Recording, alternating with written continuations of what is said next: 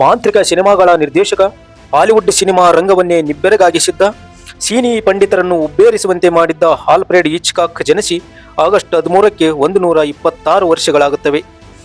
ಅವರ ಜನ್ಮದಿನದ ಪ್ರಯುಕ್ತ ಸಿನಿಮಾ ಕ್ಷೇತ್ರದಲ್ಲಿ ಅವರ ಗಣನೀಯ ಸಾಧನೆಯನ್ನು ಪರಿಗಣಿಸಿ ಆ ಸಾಧಕನ ಪರಿಚಯವನ್ನು ನಿಮ್ಮ ಮುಂದೆ ಇಡುತ್ತಿದ್ದೇನೆ. ನೀವಿನ್ನೂ ನಮ್ಮ ಚಾನಲ್ ಅನ್ನು ಸಬ್ಸ್ಕ್ರೈಬ್ ಮಾಡಿಲ್ಲವೆಂದರೆ ಕೂಡಲೇ ಸಬ್ಸ್ಕ್ರೈಬ್ ಮಾಡಿ, ಲೈಕ್ ಮಾಡಿ, ಶೇರ್ ಮಾಡಿ.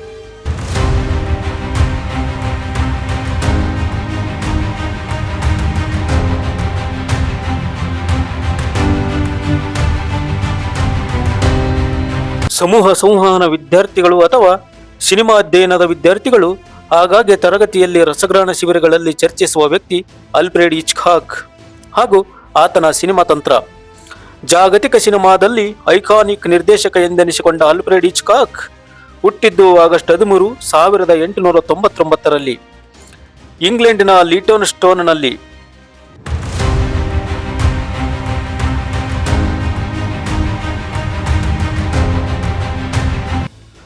ಆಲ್ಫ್ರೆಡ್ ಹಿಚ್ಕಾಕ್ ಪ್ರೇಕ್ಷಕರ ಸಿನಿಮೆಯ ಅನುಭವಕ್ಕೆ ಹೊಸ ಭಾಷ್ಯವನ್ನು ಬರೆದವರು.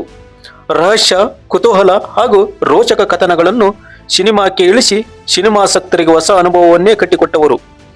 ಸಾಮಾನ್ಯವಾಗಿ ಕೆಲವೊಂದು ಸಿನಿಮಾಗಳ ನಟರ ಹೆಸರಿನಲ್ಲಿ ಗುರುತಿಸಿಕೊಂಡರೆ ಕೆಲವೊಂದು ಸಿನಿಮಾಗಳು ನಿರ್ದೇಶಕರ ಹೆಸರಿನಲ್ಲಿ ಗುರುತಿಸಿಕೊಳ್ಳುತ್ತವೆ. ನಿರ್ದೇಶಕನ ಸಿನಿಮಾ ಎಂಬ ಸಾಲಿಗೆ ಸೇರಿಕೊಳ್ಳುವವು ಹಿಚ್ಕಾಕ್ ಕೃತಿಗಳು ಮಾತ್ರ. ಆಲ್ಫ್ರೆಡ್ ಹಿಚ್ಕಾಕ್ ಒಬ್ಬ ಸ್ಟಾರ್ ನಿರ್ದೇಶಕನೂ ಹೌದು.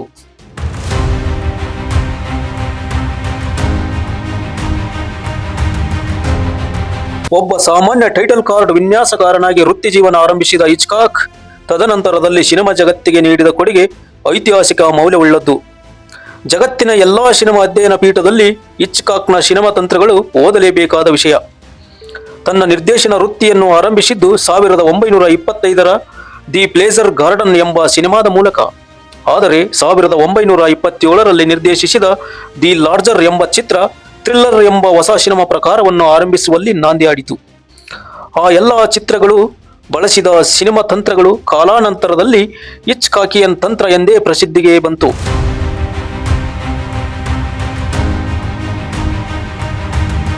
ಕ್ಯಾಮರಾದ ದೃಷ್ಟಿಕೋನವೇ ನೋಡುಗನ ದೃಷ್ಟಿಯಾಗಿ ಪರಿವರ್ತನೆಯಾಗಿ ಆ ದೃಶ್ಯದ ಪ್ರತ್ಯಕ್ಷದರ್ಶಿ ತಾನು ಎಂಬ ಭಾವವನ್ನು ನೋಡುಗನಲ್ಲಿ ಉಂಟು ಮಾಡುವ ತಂತ್ರ, ಆತಂಕ ಹಾಗೂ ಭಯಾನಕತೆಯನ್ನು ಬಿಂಬಿಸುವ ದೃಶ್ಯ, ಇವೆಲ್ಲ ಹಿಚ್ಕಾಕ್ನ ಕೃತಿಗಳನ್ನು ಇತರ ಸಿನಿಮಾಗಳಿಂದ ಭಿನ್ನಗೊಳಿಸುವಂತವು. ಬಹುಶಃ ತದನಂತರದ ಎಲ್ಲಾ ಥ್ರಿಲ್ಲರ್ ಸಿನಿಮಾಗಳು ಹಿಚ್ಕಾಕಿಯನ್ ತಂತ್ರವನ್ನೇ ಅನುಸರಿಸಿವೆ.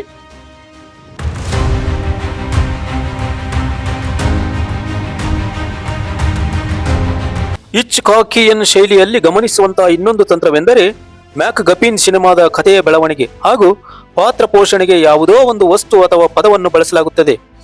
ಉದಾಹರಣೆಗೆ, ಜನಪ್ರಿಯ ಹಾಲಿವುಡ್ ಚಿತ್ರ ಟೈಟಾನಿಕ್ನಲ್ಲಿ ಸಂಶೋಧಕನೊಬ್ಬ ನೀಲಿ ಅರಳಿನ ನೆಕ್ಲೆಸ್ ಅರಸುತ್ತಾನೆ.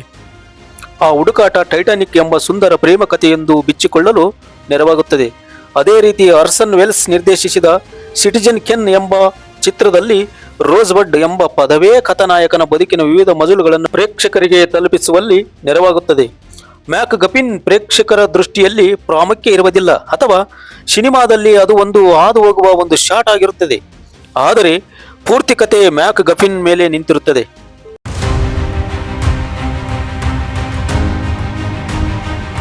ಹಿಚ್ಕಾಕ್ನ ಚಿತ್ರಗಳ ಇನ್ನೊಂದು ವಿಶೇಷತೆ ಎಂದರೆ ಆತ ನಿರ್ದೇಶಿಸಿದ ಹೆಚ್ಚಿನ ಚಿತ್ರಗಳಲ್ಲಿ ಸಣ್ಣ ಪಾತ್ರವೊಂದರಲ್ಲಿ ಸ್ವತಃ ಹಾದು ಹೋಗುವ ಹಿಚ್ಕಾಕ್ ನಿರ್ದೇಶಿಸಿದ 52 ಚಿತ್ರಗಳಲ್ಲಿ ಸುಮಾರು 39 ಚಿತ್ರಗಳಲ್ಲಿ ಆತನ ಕ್ಯಾಮಿಯೋ ಪಾತ್ರಗಳನ್ನು ಗುರುತಿಸಬಹುದು.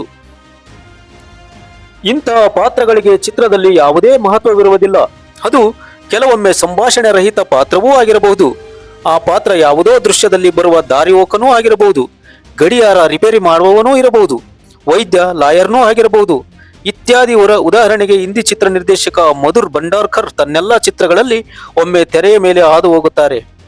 ಕನ್ನಡ ಚಿತ್ರ ನಿರ್ದೇಶಕ ನಾಗತಿಹಳ್ಳಿ ಚಂದ್ರಶೇಖರ್ ತನ್ನ ಚಿತ್ರಗಳ ಒಂದು ದೃಶ್ಯದಲ್ಲಿ ತೆರೆಯ ಮೇಲೆ ಕಾಣಿಸಿಕೊಳ್ಳುವುದಿದೆ.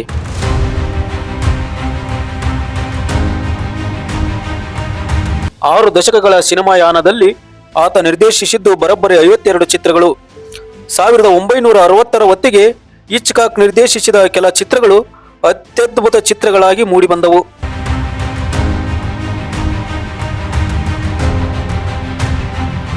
1954ರಲ್ಲಿ ತೆರೆಗೆ ಬಂದ ರಿಯರ್ ವಿಂಡೋ, 1958ರಲ್ಲಿ ಬಿಡುಗಡೆಯಾದ ವೆರ್ಟಿಗೋ ಹಾಗೂ 1960ರಲ್ಲಿ ತೆರೆ ಕಂಡ North by Northwest Psycho ಎಂಬ ಚಿತ್ರಗಳು ಸಿನಿಮಾ ವಲಯದಲ್ಲಿ ಇಂದಿಗೂ ಚರ್ಚೆಗೆ ಗ್ರಾಸವಾಗುವಂತಹ ಮತ್ತು ಅಧ್ಯಯನಕ್ಕೆ ಯೋಗ್ಯವಾದಂತಹ ಚಿತ್ರಗಳು. ಥ್ರಿಲ್ಲರ್ ಹಾಗೂ ಡಿಟೆಕ್ಟಿವ್ ಚಿತ್ರಗಳು ಒಂದಲ್ಲ ಒಂದು ರೀತಿಯಲ್ಲಿ ಹಿಚ್ಕಾಕಿಯನ್ ತಂತ್ರದ ಪ್ರಭಾವಕ್ಕೆ ಒಳಗಾದಂತವೆ ಎಂದರೂ ತಪ್ಪಾಗಲಿಕ್ಕಿಲ್ಲ.